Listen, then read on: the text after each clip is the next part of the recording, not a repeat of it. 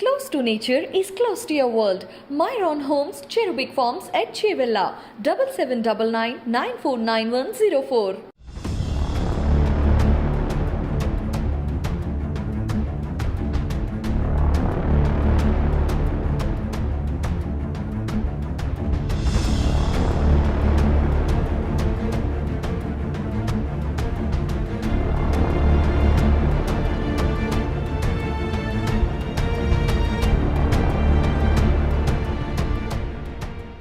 ఆంధ్ర తెలంగాణ రాష్ట్రాల్లో భారీ వర్షాలు కురుస్తున్నాయి.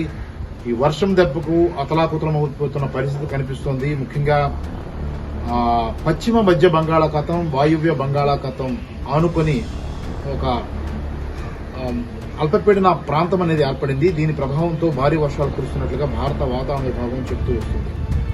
దీని ప్రభావం రానున్న 3 రోజుల పాటు ఉంటుందని కూడా చెప్పింది.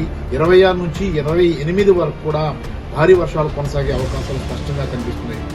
ఇది పశ్చిమ మధ్య బంగాళాఖాతం అంటే ముఖ్యంగా ఉత్తరాంధ్రకు చేరువైన ప్రాంతం కాబట్టి ఉత్తర కోస్తా, అలాగే యానాం, కర్ణాటక, తెలంగాణ, రాయలసీమ ప్రాంతాలతో పాటు అటు చెన్నై ప్రాంతాల్లో కూడా భారీ వర్షాలు కురిసే అవకాశం ఉంది.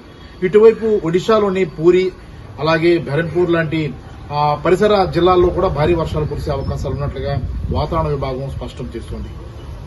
ఇప్పటి వరకు ఉన్న తీవ్రమైన అల్పపీడన ప్రాంతం అనేది మరింత బలపడి వాయుగుండంగా మారే అవకాశం ఉంది. అది ఈ రోజు ఏర్పడే అవకాశం ఉన్నట్లుగా నిపుణులు అంచనా వేస్తున్నారు. అది కనుక ఏర్పడితే తీరం వెంబడి గాలుల ఉధృతి కూడా పెరిగే అవకాశాలు స్పష్టంగా కనిపిస్తున్నాయి. గంటకు 30 నుంచి 40 కిలోమీటర్ల వేగంతో గాలులు వీచే అవకాశం ఉంది. అలాంటప్పుడు మత్స్యకారులు వేటకు వెళ్లరాదని భారత వాతావరణ విభాగం నిపుణులు హెచ్చరికలు జారీ చేస్తున్నారు. ఇప్పటి వరకు మనం చూసుకుంటే అటు తెలంగాణలో కూడా కుండపోత వర్షం కురుస్తోంది. ఉత్తరాంధ్ర ప్రాంతంలో విశాఖపట్నంలో అతి భారీ వర్షం కురిసింది. మొత్తం శ్రీకాకుళం, విజయనగరం, విశాఖపట్నం ప్రాంతాల్లో భారీ వర్షాలు కురిసినట్లుగా ఇప్పటికే నివేదికలు వస్తున్నాయి. ముఖ్యంగా విశాఖపట్నంలో అయితే అత్యధికంగా 11 సెంటీమీటర్ల వర్షపాతం కురిసింది. నగరంలో పడిన కుండపోత వర్షానికి నగరం జలమయమైంది. అటువైపు విజయనగరం జిల్లా గోవిందపురంలో 13 సెంటీమీటర్ల వర్షపాతం నమోదైంది. అలాగే అటు శ్రీకాకుళం జిల్లా ఇచ్చర్ల ప్రాంతంలో అత్యధికంగా 11 సెంటీమీటర్ల వర్షపాతం నమోదైంది. అత్యధికంగా ఉత్తర కోస్తాలోనే వర్షపాతం నమోదైన పరిస్థితులు అయితే కనిపిస్తున్నాయి. రానున్న 24 గంటల్లో కూడా మరింత వర్షపాతం నమోదయ్యే అవకాశం ఉంది.